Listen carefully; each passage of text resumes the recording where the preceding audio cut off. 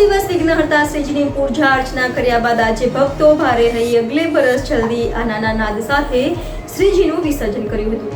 સુરત મહાનગરપાલિકા દ્વારા તમામ બનાવેલા કૃત્રિમ તળાવમાં શ્રીજીની પ્રતિમાનું વિસર્જન કરાયું હતું। હર્ષોલ્લાસ સાથે શ્રીજીની વિસર્જન યાત્રા કાઢી પ્રતિમાઓનું વિસર્જન કર્યું હતું। સુરત શહેરમાં વર્ષે 80,000થી વધુ પ્રતિમાઓનું સુરત મહાનગરપાલિકા દ્વારા તૈયાર કરાયેલ કૃત્રિમ તળાવોમાં વિસર્જન કરાયું હતું। કાયદો વ્યવસ્થા જાળવવા સુરતમાં 16,000થી વધુ પોલીસકર્મી તૈનાત કરાયા હતા। સુરત મનપા દ્વારા તમામ ઝોનમાં બનાવેલા કૃત્રિમ તળાવોમાંથી વિસર્જન બાદ ગણેશજીની પ્રતિમાઓને ટ્રક ટ્રેક્ટરો થકી હજીરા લઈ જઈ દરિયામાં પધરાવાઈ હતી તો પાણીને સુએજ ટ્રીટમેન્ટમાં છોડાયું હતું। સુરત મહાનગરપાલિકાના અધિકારીઓ અને પોલીસ અધિકારીઓની નજર હેઠળ શાંતિપૂર્ણ માહોલમાં વિસર્જન યાત્રા નીકળી હતી।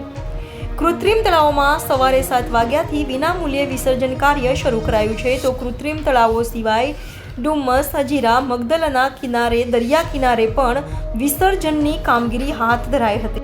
આજે 10 દિવસના શ્રીજીના જો પધરામણી પછી 10 દિવસ એના પૂજા અર્ચના કર્યા પછી આજે જ્યારે વિસર્જનનો દિવસ છે तो भक्तों तरफ थी जो है हर्षोल्लास साथ जो है भगवान दादा ने जो है दुखी मन से विदाई करवा माटे जई रहा है और साथोसाथ एक हर्षना लागणी व्यतीत करी रहा है कि आवता वर्ष जल्दी आवे तो दादाना कृपा थी खूब सरस 10 दिवस लोग एंजॉय करा અને આજે જો જ્યારે જાય છે તો પોલીસ સાથે ખૂબ સારા સંકલન રાખીને અને તમામ અમારા ગણેશ ઉત્સવ સમિતિના સ્વામીજી અમૃતસરજી અનિલભાઈ બિસ્કુટવાલાજી એની પૂરી ટીમ સાથે જો અમારા એટલા દિવસનું સંકલન હતા આ સંકલનના પરિણામ છે ખૂબ સરસ રીતે સમયસર યાત્રા પસાર થઈ રહી છે।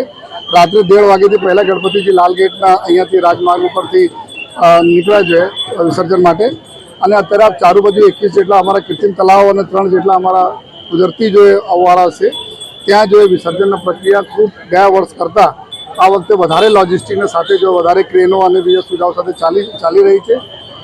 हिंदू मुस्लिम तमाम आगेवानों ने खूब साथ सहकार पुलिस से मिली रहा है। हमें हमारी तरफ से हमारा जो टेक्निकल टीमों से जो ड्रोन कैमरा हो, सीसीटीवी कैमरा हो, गई काले 80 વધારે सीसीटीवी कैमरा हमें लगाया અને जो बॉडी वन कैमरा हो એના માધ્યમથી લાઈવ ટેલિકાસ્ટ કંટ્રોલ રૂમમાં થઈ રહ્યા છે અને ત્યાંથી જરૂરી માર્ગદર્શન ફિલ્ડના અમારા અધિકારીઓને મળી રહ્યા છે। અમે પૂરા સંપૂર્ણ વિશ્વાસ છે કે પ્રજાના સહયોગથી આજના પૂરા પ્રસંગ સારી રીતે પૂર્ણ થશે।